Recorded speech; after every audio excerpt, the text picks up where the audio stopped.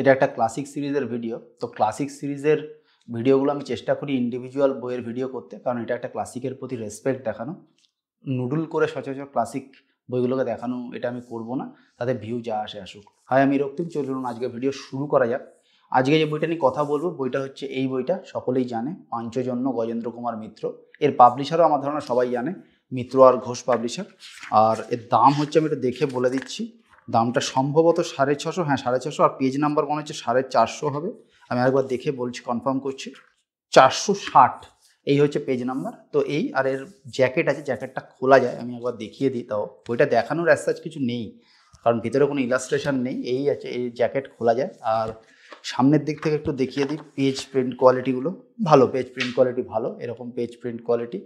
পুরো বইটাকে খুলে যদি দেখাই, বইটা এরকম দেখতে। এখানে একটু ব্লার্প রয়েছে, এইখানে ব্লার্প রয়েছে একটুখানি। আর এদিকে রয়েছে গজেন্দ্র কুমার মিত্রর পরিচয়, যেটা নিষ্প্রয়োজন। বাংলা সাহিত্যের খবর যারা রাখে তারা গজেন্দ্র কুমার মিত্রকে সকলেই বেশিরভাগই চেনে। অবশ্য নিষ্প্রয়োজন অ্যাজ বলা যায় না, কারণ কোনো জুনিয়র ছেলে মেয়ে হয়তো জানতে পারবে, সেটার দিক দিয়ে ভালো। তো এই হচ্ছে, আর বইয়ের স্ট্যান্ডার্ড ফরম্যাট হিসেবে ওইটুকু থাকা দরকার। তো এই হচ্ছে মোটামুটি বইটার ব্যাপারে দেখানো। বইটা বেশ মোটা বই, একটু স্লাইড ছোট ফন্ট আছে, না হলে ইজিলি এটা হয়তো 800-900 পেজের বই হয়ে যেত। ঠিক আছে, ওরা হয়তো এটাকে কম মোটা করার জন্য ফন্টটাকে স্লাইড ছোট করে এটাকে 460-এর মধ্যে রেখে দিয়েছে। তো এই হচ্ছে বইটার ব্যাপারে ওভারঅল দেখানো। আমি জানি না এই বইটা আগে দুটো খণ্ডে বেরোতো কিনা, আমি এটা নিশ্চিত নই, কিন্তু বইটার ভেতরে গিয়ে আমি দেখলাম দুটো পার্ট রয়েছে, পার্ট 1, পার্ট 2। এই বইটা হচ্ছে মোটামুটি মহাভারতের যে ধর্মযুদ্ধ এবং ধর্মযুদ্ধের যে কি বলা যেতে পারে প্রিরিকুইজিট বা আগের যে ঘটনা, যে ঘটনাগুলোর জন্য ধর্মযুদ্ধ হলো পাণ্ডব আর কৌরবদের মধ্যে, সেই ঘটনাগুলোকে লিপিবদ্ধ করা হয়েছে ফার্স্ট পার্টে। আর ধর্মযুদ্ধ হওয়া শুরু থেকে শেষ অবধি, ধর্মযুদ্ধ শেষ হয়ে যাওয়া অবধি, সমস্ত কৌরব বীরগতি প্রাপ্ত হওয়া অবধি সেকেন্ড পার্টে লিপিবদ্ধ করা হয়েছে। যদি আপনি লেখার স্টাইলের দিক থেকে বলেন, তাহলে আমি বলবো যে এর থেকে বেটার স্টাইলের মহাভারত লিখতে আমি দেখেছি তিলোত্তমা মজুমদারের অর্জুন ও চারকর্ণে, এর থেকে অনেক বেটার স্টাইলে লেখা। বাণী বসুর কয়েকটা বই এর থেকে বেটার স্টাইলে লেখা। আর নৃসিংহপ্রসাদ ভাদুরীর বইয়ে দর্শন বা মহাভারতীয় যে ফিলোসফি, তার যে বিশ্লেষণ, আমি এর থেকে বেটার পেয়েছি। কিন্তু এই বইটার ভালো কি কি?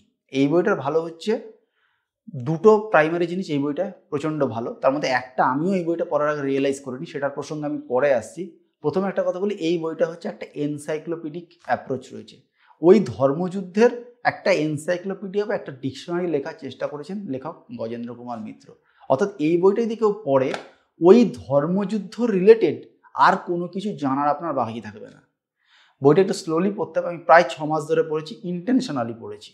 ঠিক আছে, চাইলে আমি হয়তো 20 দিনও শেষ করতে পারতাম। 460 পেজ এমন কোনো ম্যাটার করে না আমার জন্য, কিন্তু আমি ইন্টেনশনালি 6-7 মাস ধরে পড়েছি। এটার কারণ এটাই, আমি 24 সালে বইটা কিনেছিলাম, তারপর রেখে দিয়েছিলাম, তারপর আস্তে ধীরে পড়েছি।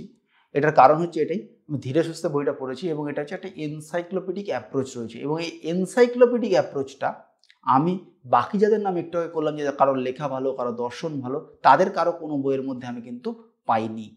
এটা খুব ইম্পর্টেন্ট একটা দিক। তার কারণ পুরো মহাভারতকে কভার করার একটা প্রচেষ্টা এখানে রয়েছে।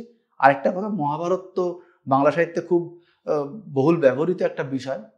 বইয়ের ক্ষেত্রে অনেক সময় অনেক থ্রিলারেও মহাভারত চলে আসে। এর কারণ হচ্ছে মহাভারতের কনফ্লিক্ট পয়েন্ট খোঁজা খুব ইজি। তো সেই দিক থেকেও এই বইটার মধ্যে কনফ্লিক্ট তো প্রচুর রয়েছে, সুতরাং পড়তে গিয়ে কোনো বোর হওয়ার বা কোনো স্লো লাগার কোনো ব্যাপার নেই। কনফ্লিক্ট প্রচণ্ড রয়েছে। যারা এপিক ভালোবাসে, আমার ধারণা ম্যাক্সিমামই এপিক ভালোবাসে, তাদের ভালোই লাগবে এই বইটা। এবার আমি নতুন কি পেয়েছি? আমি নতুন পেয়েছি হচ্ছে দুর্যোধনকে। এবং গল্পের একদম শেষের দিকে এসে, বা বইয়ের একদম শেষে, এটা গল্প ঠিক নয়, হ্যাঁ মহাভারতের ঘটনার একদম শেষের দিকে এসে, যখন 99 জন কৌরব বীরগতি প্রাপ্ত হয়ে গেছে, দুর্যোধন একা বেঁচে আছে, তখন কৃপাচার্য দুর্যোধনকে এসে বলছে, একটা কনভারসেশন বিল্ড করা রয়েছে খুব সুন্দরভাবে, খুব অর্গানিক ন্যাচারাল ওয়েতে, যে তুমি এক কাজ করো, তুমি তো বুঝতেই পারছো তুমি হারবে, তো তুমি একটা এগ্রিমেন্টের দিকে চলে যাও, একটা ট্রিটির দিকে চলে যাও, একটা ডিসকাশনের দিকে চলে যাও, এবং এই হস্তিনাপুরের একটা অংশ তুমি নিয়ে নাও, নিয়ে রাজত্ব করো, বাকিটা পাণ্ডবদের ছেড়ে দাও। বিকজ এটা ডেফিনেট যে তুমি you are going to lose this battle, এটা নিয়ে কোনো ডাউট নেই। কিন্তু দুর্যোধন তখন কৃপাচার্যকে বলে, যখন এই যুদ্ধের half of the battle was over, যখন কৌরবরা 40-45 জন 50 জন বীরগতি প্রাপ্ত হয়েছে, তখনই আই রিয়েলাইজড যে I am going to lose this battle. এটা হচ্ছে দুর্যোধনের অ্যানালিসিস। তাও আমি সন্ধিতে যাইনি। কেন যাইনি জানেন?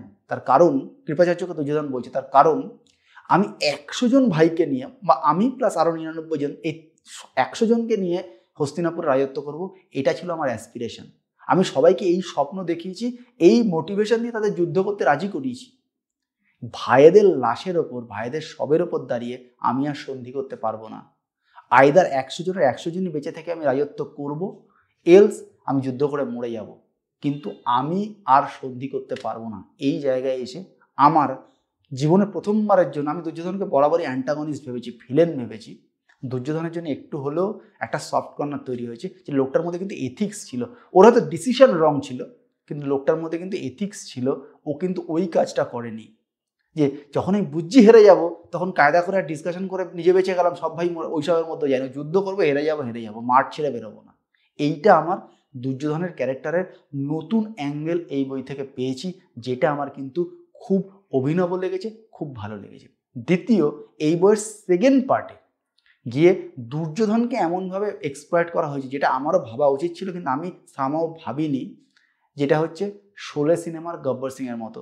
গব্বর সিং ওখানে villain, there is no doubt on that, কিন্তু সিনেমা থেকে যদি গব্বর সিংকে বের করে দেন, তাহলে শোলে সিনেমাটার মধ্যে কি পড়ে থাকে? আখের রসের রস বের করে দেওয়ার পর ওই ছিবড়েগুলোর মতো, তাই না? তো মহাভারতে কিন্তু মেন পিভটাল জায়গা কিন্তু আপনি অ্যান্টাগনিস্ট বলুন, ভিলেন বলুন, বা অধর্মের প্রতীক বলুন, দুর্যোধন সেই দুর্যোধনই। যদি মহাভারতের ওই ধর্মযুদ্ধে দুর্যোধন না থাকে, গল্পটার কোনো মানেই থাকে না।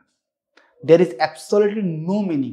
এই জিনিসটা এই বইটা আমাকে রিয়েলাইজ করতে সাহায্য করেছে। অনেক দিন বাদে আমার ফেভারিট টপিক মহাভারতের ওপর একটা ক্লাসিক পড়লাম। আমার এই ভিডিও ভালো লাগলে অবশ্যই একটা থামস আপ দেবেন, চ্যানেল ভালো লাগলে সাবস্ক্রাইব করে নেবেন। দেখাবে পরের ভিডিও, ততদিন ভালো থাকবেন, টাটা।